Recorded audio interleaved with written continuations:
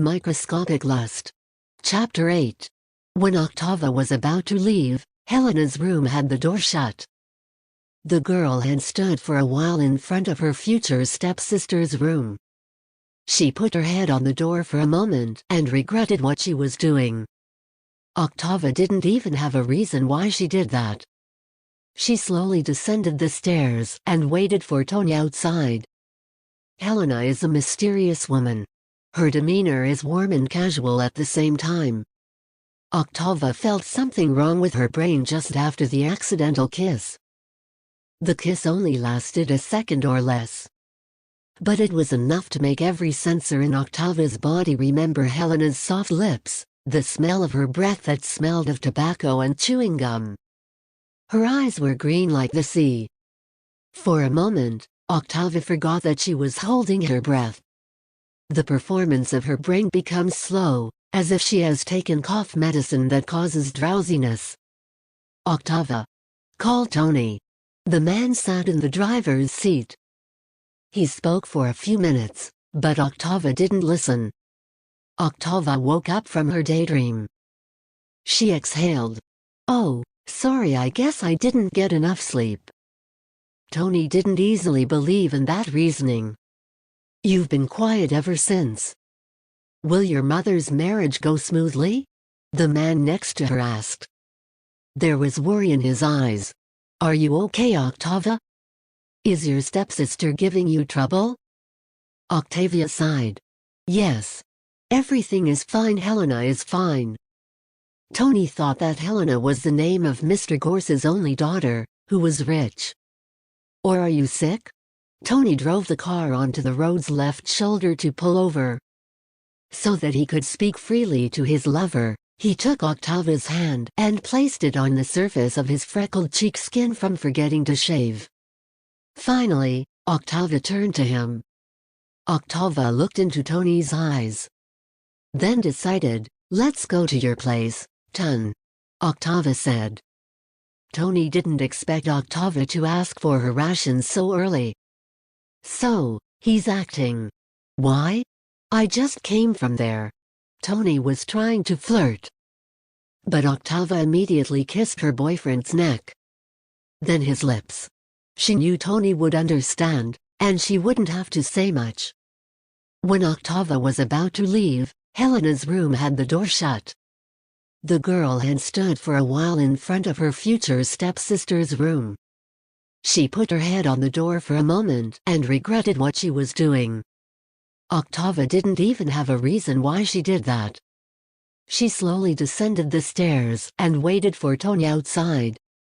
Helena is a mysterious woman. Her demeanor is warm and casual at the same time.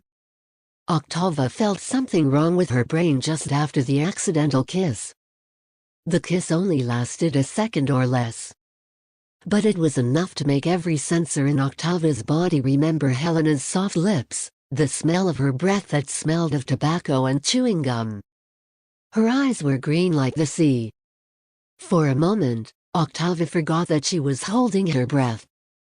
The performance of her brain becomes slow, as if she has taken cough medicine that causes drowsiness. Octava. Call Tony. The man sat in the driver's seat. He spoke for a few minutes, but Octava didn't listen. Octava woke up from her daydream. She exhaled. Oh, sorry, I guess I didn't get enough sleep.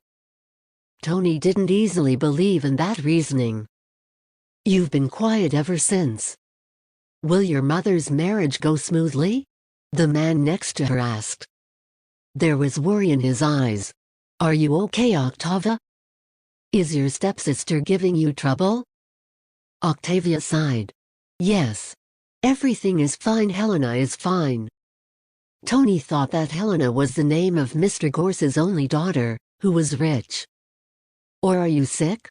Tony drove the car onto the road's left shoulder to pull over. So that he could speak freely to his lover, he took Octava's hand and placed it on the surface of his freckled cheek skin from forgetting to shave. Finally, Octava turned to him. Octava looked into Tony's eyes.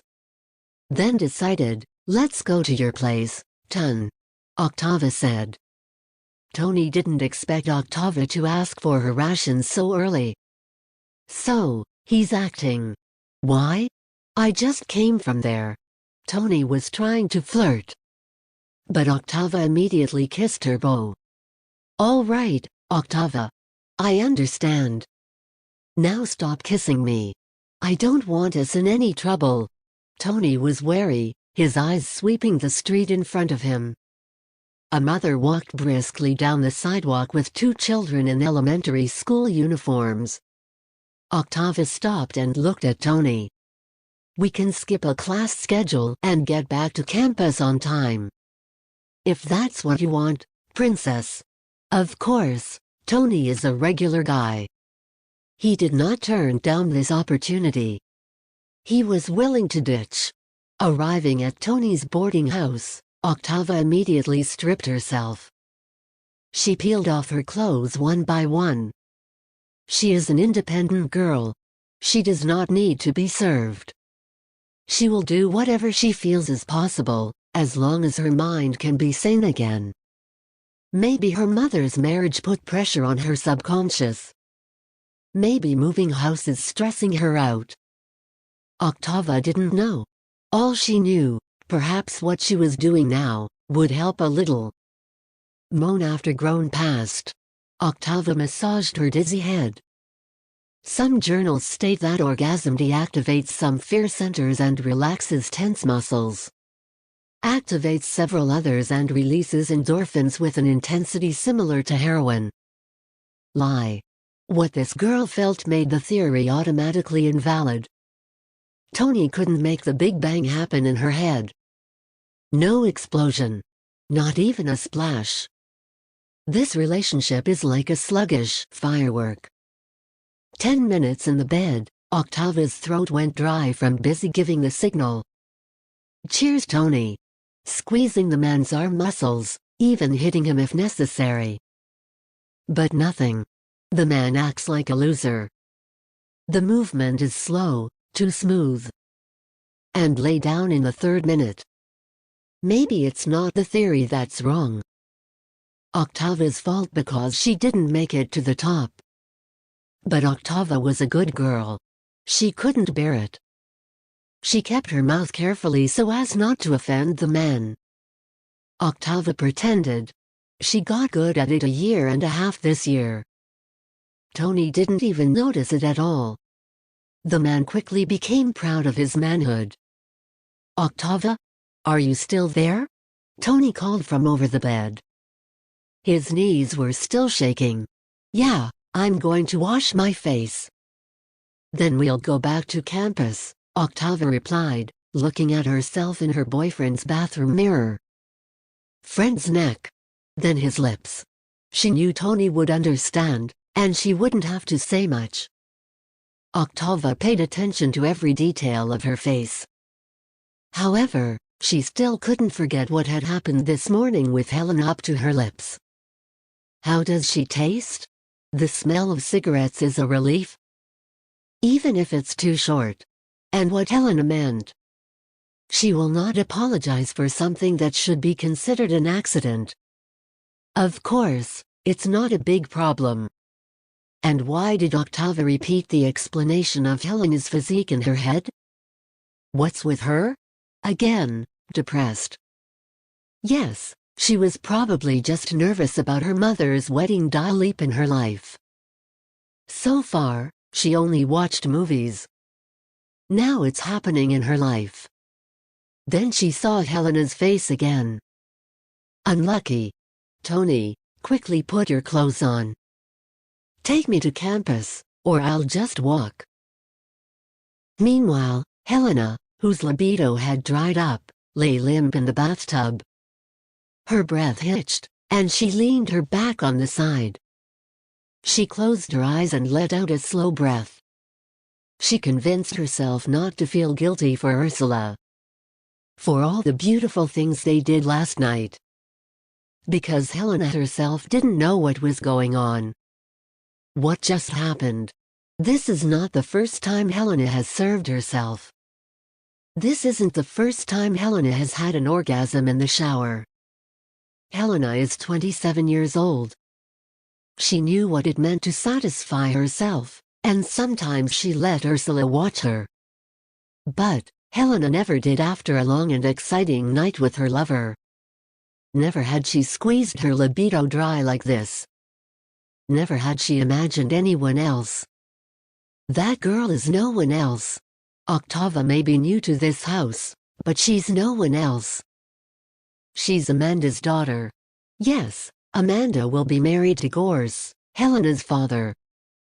Octava will be her half-sister, and now Helena feels even more guilty.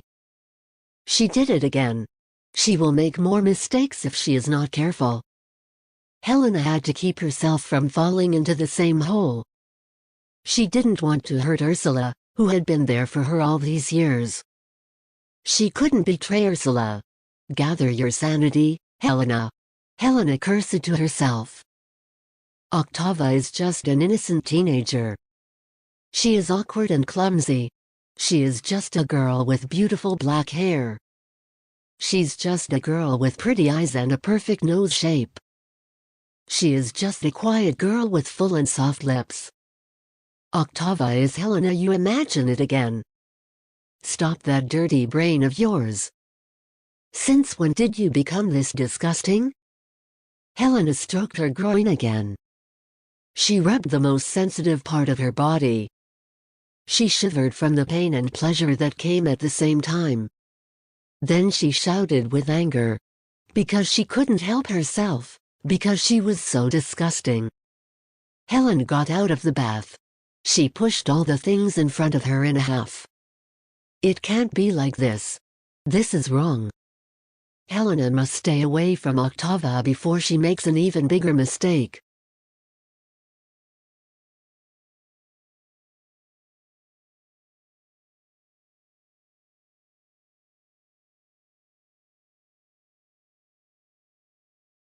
Microscopic Lust. Chapter 9. Octava. Once in the parking lot, Octava opened Tony's car door and got out. Tony, who hadn't had time to pull the handbrake, screamed in panic. He was worried that his girlfriend would slip or sprain if she got off before the car stopped. Octava didn't listen to Tony. She walked briskly towards her faculty building. Her brain is full of trash. All strange thoughts surrounded her like flies. So cramped that she didn't know where she had gone wrong. She felt her mood change drastically. She felt angry and resentful. Everything seemed out of place in her eyes. Even the big banyan tree that had shaded her campus for 50 years looks wrong. A confused Tony chased after Octava. He had flashbacks 4 times while driving to campus. Perhaps he had wronged Octava. Maybe he'd said the wrong thing. Maybe Octava knew he was come inside when they had sex. Maybe Octava is in her prime. Perhaps Octava wasn't satisfied yet. No way. Who was not satisfied with Tony's service? Everyone who had slept with him praised his agility. Although his legs are still weak, Tony tries to catch up with his girlfriend.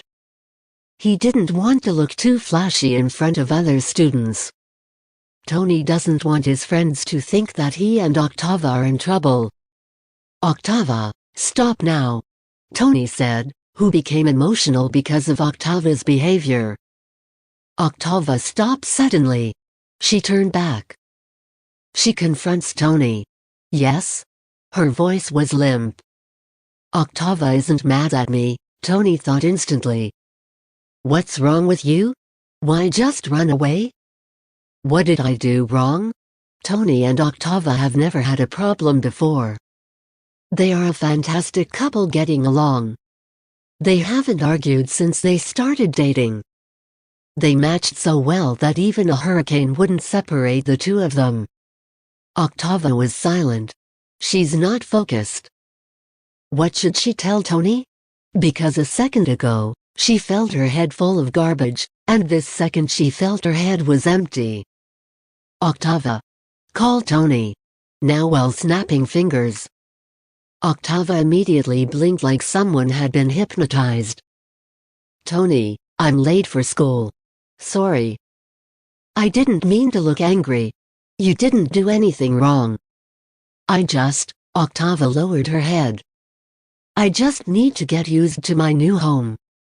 Which is not my house. Tony immediately hugged his lover.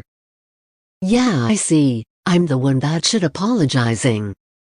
I shouldn't have yelled at you. He grabbed the girl's shoulder and he separated himself from the hug. Remember that I am always there to listen to you, Octava. Remember that Luna and I are always there. Luna, yes, that girl. Where was Luna when Octava needed a friend? Octava asked herself. Yeah, I'll talk to Luna. I haven't seen her in a few days. Did you see her? Asked Octava. Tony scratched his head. I do not see her. Maybe she's busy with her thesis. Tony replied, but as soon as he saw Octava furrow her brows, the man decided to go into more detail. Luna took the semester quickly. And she scripted early. How do you know, Tony? How come she never said anything to me? Octava is distracted. Tony coughed. He looked at his watch. You really are late, Octava. Octava recalled her lectures. She rushed. Before leaving, she kissed Tony's cheek. I'm going to class. She looked at Tony, who was waving with a smile. Not far away, Ursula, who was sleep-deprived, was in her office. She was standing by the window. Her hand gripped the second cup of coffee. She tries not to fall asleep during work hours. But it's hard. There was a devil who was blowing her eyes and making her sting. She wants to keep it tight. Ursula has the right to sick leave. Or menstruation leave that she can use for times like now. Unfortunately, Ursula doesn't like to lie. Usually, she hates students who make many excuses when they don't submit assignments. And she didn't want to be one of them. She forced herself onto campus. Even though her groin still hurts. What happened to her and Helena last night was incredible. She and Helena used to make love every day. Helena is a wild girl. Her libido is overflowing and sometimes flooding everywhere. Helena always wanted to be satisfied. She likes to experiment with new styles and new objects. Helena has unlimited imagination. Anyway, Helena is not only beautiful and physically exciting. The girl is seductive. She's a great seducer. Her voice alone can give people goosebumps. And Ursula was lucky because she was the first person Helena brought to her room. Ursula is Helena's first love. Helena is the girl who made Ursula know and accept herself. At her age, Ursula's lack of interest in bed relations was natural. Ursula's hobby is work, her hobby is saving money, so she can retire early and have fun in her old age. On the other hand, she also had to continue her father's business. She will satisfy herself as a lecturer, then she will be fully involved in her father's business. She will inherit the family business. They had been chasing Ursula for a long time. Her older brother was already excited and wanted to chain Ursula's wandering legs. And as time went on, Helena began to understand that. Helena learned to restrain herself. She studied the situation. She became patient. And patience cools her hot blood. Also, their relationship. If it weren't for the two of them loving and taking care of each other, they would have separated long ago. Helena is probably married to a wealthy CEO like in teen novels. And Ursula will be a spinster. She will quickly wrinkle because she has no playing opponent. She and Helena have known each other for a long time, dating for quite a while. Ursula certainly wanted to show off Helena in public. She's tired of hiding. Ursula wanted to show her true self in front of others. Ursula wanted everyone to see her beautiful, tall, green-eyed girlfriend. Mr. Gorse's only daughter. Yes, If it could be that simple, she would have done it long ago. In her daydream, the lecturer misses her girlfriend. She took her cell phone and called Helena. "Oh, Ursula." Helena picked up the phone. Her voice was limp. She was just about to fall asleep when Ursula called her. "I've missed you," Ursula whispered, looking straight at the faculty building. "Missed me already? We just met, honey. Aren't you sleepy?" "Because I was barely able to sleep." Helena's words sounds unclear. But she also did not want to expel Ursula. Ursula rarely used her cell phone when she was on campus. "Would you like to try something new?" Ursula asked in a seductive tone of voice. Soft and seductive. "Where are you?" Helena lost her sleep. This is new news. And Ursula seduced her if it was true. The lecturer was on campus. "I'm in my room. On campus. I want us, with your help, try new things," said Ursula. "You want to touch yourself in your room?" "Yes, I want to make love over the phone," whispered Ursula. "You want me to turn on the video?" Helen asked because she wanted to. It was Ursula who asked for it. "No. No need. Your voice alone is enough." "Okay. I will do it. But Ursula..." "Hun? What should I do? What do you want me to do?" Helena rubbed her face. She removed the yukata that covered her legs. She wet her index finger and slid to the core. Only Ursula's breath could be heard on the phone for a moment. "I want to draw you into my room.